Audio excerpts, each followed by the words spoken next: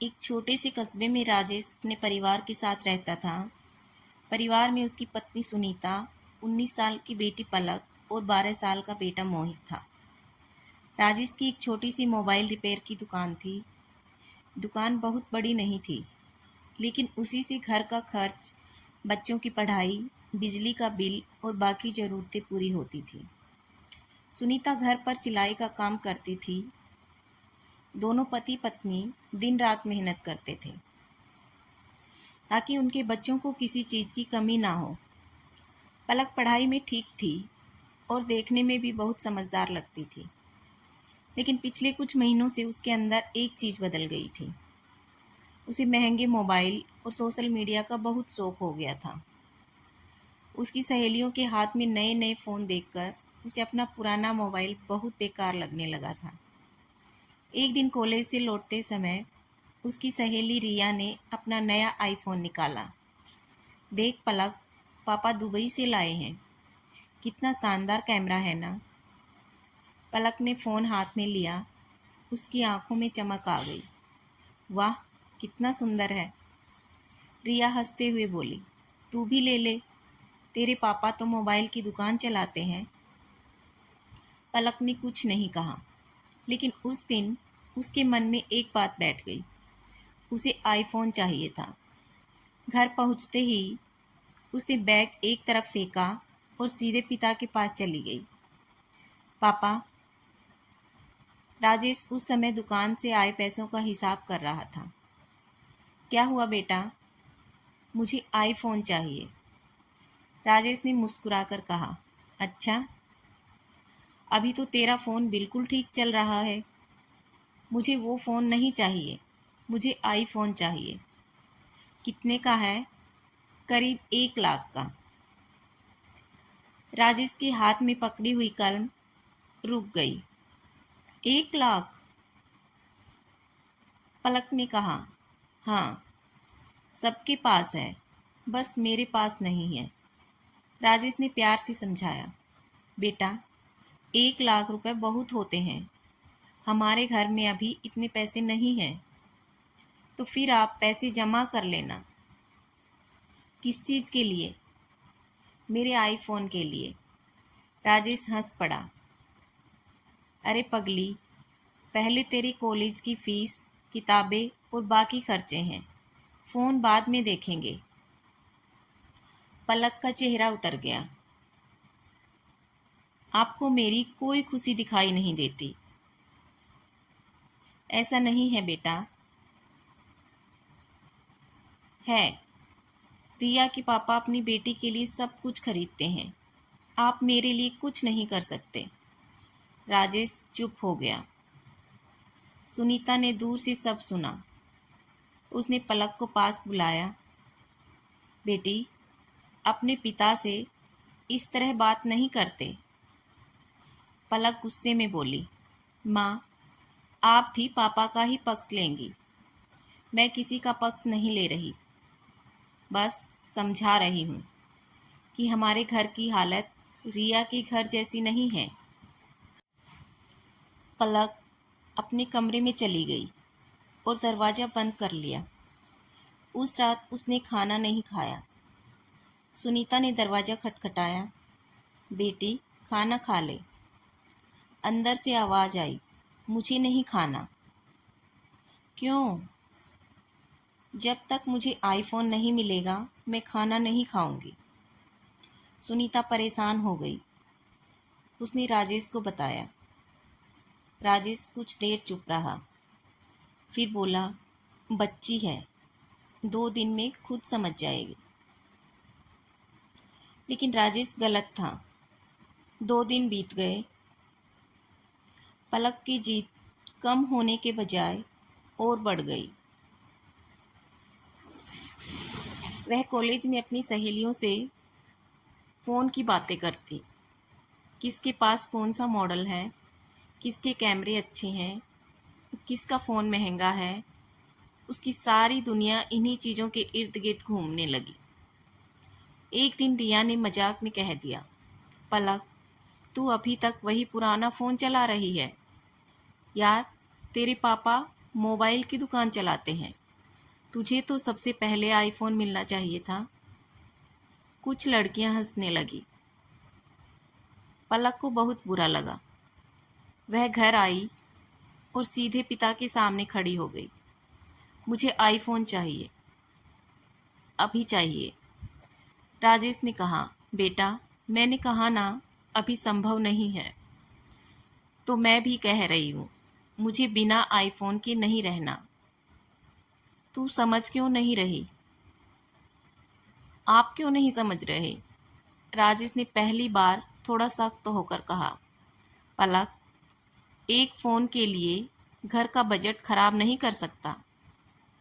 पलक की आंखों में आंसू आ गए। आप मेरे पापा हैं या मेरे दुश्मन? यह सुनकर राजेश का दिल टूट गया। वह चुप हो गया।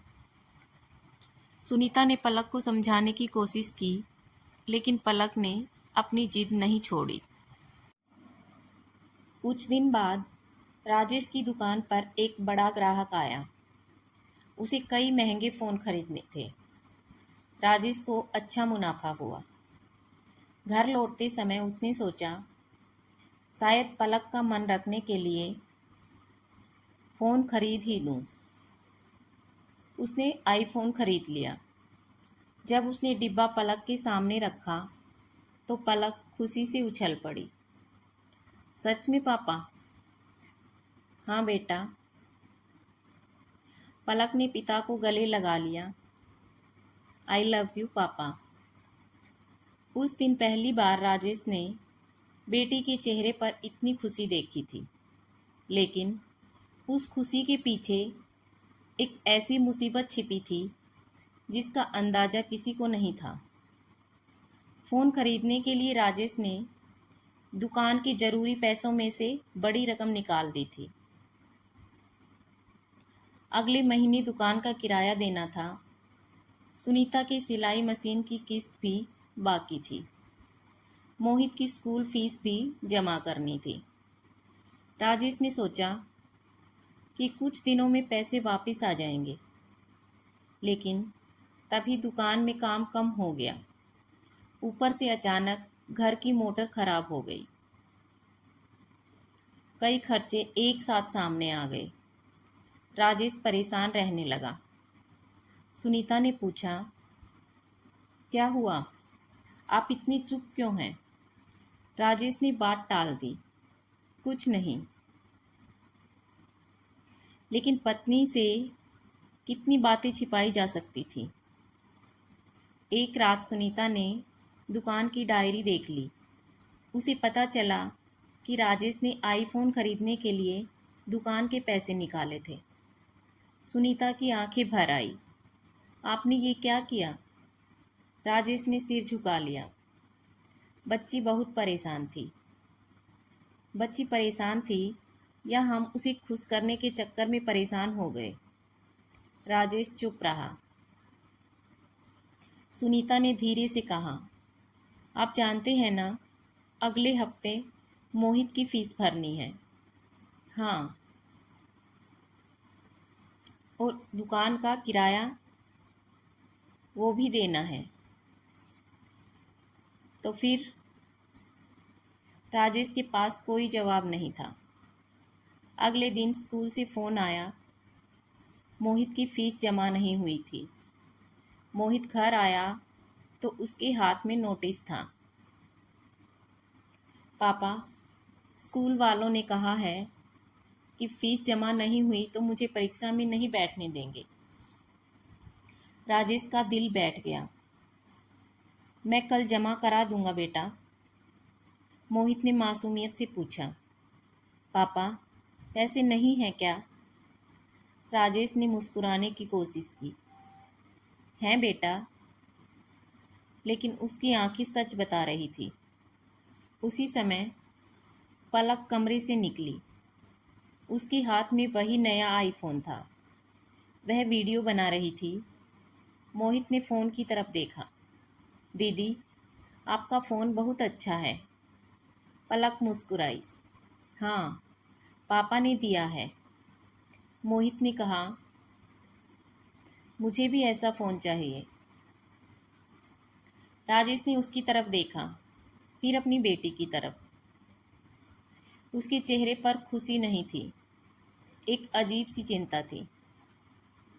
दिन बीतते गए, कर्ज बढ़ता गया, दुकान का किराया बाकी हो गया। साहूकार रोज फोन करने लगा। एक दिन उसने राजेश से कहा, राजेश, अगर इस हफ्ते पैसे नहीं दिए तो दुकान खाली करनी पड़ेगी। राजेश के पैरों तले जमीन खिसक गई। वही दुकान उसके परिवार की पूरी कमाई का सहारा थी। अगर दुकान चली गई तो घर कैसे चलेगा? उस रात घर में कोई ठीक से खाना नहीं खा पाया। पलक अपने कमरे में बैठी आईफोन चला रही थी। उसने सोशल मीडिया खोला, वहाँ उसकी सहेलियों की तस्वीरें थी। एक लड़की ने लिखा था, मेरे पापा ने मुझे नया आईफोन दिलाया। पलक ने फ़ोटो को लाइक किया। फिर अचानक उसके कमरे के बाहर से माँ पिता की आवाज़ सुनाई दी। सुनीता कह रही थी, अब क्या करेंगे? राजेश बोला, मुझे समझ नहीं आ रहा। मोहित की फीस भी बाकी है। हाँ, दुकान का किराया भी। हाँ, और गहने। कुछ देर खामोशी रही। फिर राजेश की धीमी आवाज़ आई, शायद तुम्हारे गहने गिरवी रखने पड़ेंगे। पलक के हाथ से फ़ोन छूटते छूटते बचा। उसके चेहरे का रंग उड़ गया। वह दरवाजे के पास खड़ी सब सुन रही थी। सुनीता रोते हुए बोली, हमने बच्चों के लिए इतना कुछ किया, लेकिन आज हालात ये हो गई है कि घर चलाने के लिए गहने गिरवी रखने पड़ रहे हैं। राजेश ने कहा, गलती मेरी है, आपकी नहीं। सुनीता बोली, हम दोनों की है। हमें बच्चे की हर जिद पूरी करने के बजाय उसे समझाना चाहिए था। पलक की आंखों से आंसू निकलने लगे। उसने पहली बार अपने हाथ में पकड़े फ़ोन को ध्यान से देखा। कुछ दिन पहले यही फ़ोन उसे दुनिया की सबसे खूबसूरत चीज़ लगता था। आज वही फ़ोन उसे बोझ लग रहा था। अगली सुबह पलक ने फ़ोन उठाया और पिता के पास चली गई। राजेश दुकान जाने के लिए तैयार हो रहा था। पलक ने फ़ोन उसके हाथ में रख दिया। पापा, इसे बेच दीजिए। राजेश ने हैरानी से पूछा, क्या? आईफोन? क्यों? पलक रोते हुए बोली, क्योंकि मुझे अब ये नहीं चाहिए। राजेश ने कहा, बेटा, तुमने तो इसके लिए इतनी जिद की थी। हाँ पापा, और उसी जिद ने हमारे घर को मुसीबत में डाल दिया। राजेश कुछ नहीं बोला। पलक ने पिता के पैर पकड़ लिए। मुझे माफ़ कर दीजिए। राजेश की आंखों में भी आंसू आ गए। उसने बेटी को उठाकर गले लगा लिया। तुम्हारी गलती सिर्फ इतनी थी कि तुमने अपनी खुशी को परिवार की परेशानी से बड़ा समझ लिया। पलक फूट फूट कर रोने लगी। अब ऐसा नहीं होगा पापा। लेकिन कहानी यहीं ख़त्म नहीं हुई। फ़ोन बेचने के बाद भी पूरा कर्ज नहीं चुका। पलक ने खुद फैसला किया कि वह अपनी गैर ज़रूरी चीज़ें बेचेगी। उसने अपने महंगे कपड़े, जूते और कुछ दूसरी चीज़ें निकाल दी। माँ ने पूछा, तू ये सब क्यों कर रही है? पलक बोली, क्योंकि घर सिर्फ मम्मी पापा का नहीं है, ये मेरा भी है। जब मैंने इसे मुसीबत में डाला है तो इसे बाहर निकालने में मुझे भी साथ देना होगा। उस दिन से पलक बदल गई। वह पढ़ाई पर ध्यान देती, सोशल मीडिया कम कर दिया। कॉलेज से आने के बाद माँ के सिलाई के काम में हाथ बटाती। शाम को पिता की दुकान पर बैठकर हिसाब किताब करने लगी। मोहित की पढ़ाई में भी मदद करने लगी। कुछ महीने बाद राजेश की दुकान पर फिर से पटरी पर आने लगी। मोहित की फीस जमा हो गई, दुकान का किराया भी चूक गया और एक दिन सुनीता अपने गिरवी रखे गहने वापस लेकर आई। पलक ने माँ को गले लगा लिया। माँ, अब इन्हें कभी गिरवी मत रखना। सुनीता मुस्कुराई। अब मेरी बेटी समझदार हो गई है। पलक ने हंसते हुए कहा। हाँ माँ, समझदार होने के लिए मुझे एक आईफोन की ज़रूरत थी। माँ ने कहा। नहीं, समझदार होने के लिए तुम्हें एक सबक की ज़रूरत थी। पलक मुस्कुरा दी। कई साल बाद पलक की नौकरी लग गई। पहली तनख्वाह मिलने पर वह सीधे पिता की दुकान पर गई। उसने एक डिब्बा पिता के सामने रखा। राजेश ने पूछा, ये क्या है? पलक ने कहा, आप खोलिए। राजेश ने डिब्बा खोला। अंदर एक नया आईफोन था। राजेश ने हैरानी से बेटी की तरफ देखा। ये किस लिए? पलक मुस्कुराई। इस बार मैंने अपनी कमाई से खरीदा है। राजेश ने कहा, मुझे फ़ोन नहीं चाहिए। पलक बोली, ये आपके लिए नहीं है पापा। तो आप दोनों के लिए है। लेकिन इस बार इस फ़ोन के लिए घर का कोई खर्च नहीं रुका।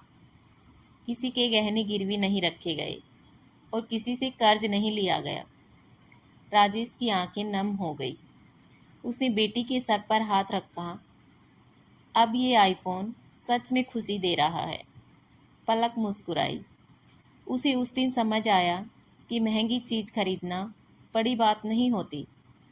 बड़ी बात तब होती है जब इंसान अपनी इच्छाओं और अपने परिवार की ज़रूरतों के बीच फ़र्क समझना सीख जाता है। और उस दिन से पलक ने एक बात हमेशा याद रखी।